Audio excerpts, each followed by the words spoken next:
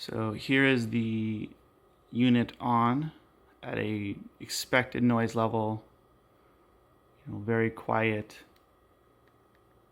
but eventually it's going to start to make a loud internal sound that's very disruptive. So here I am just kind of going through various settings.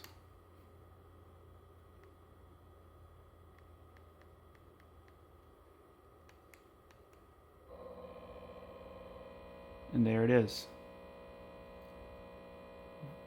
Extremely loud.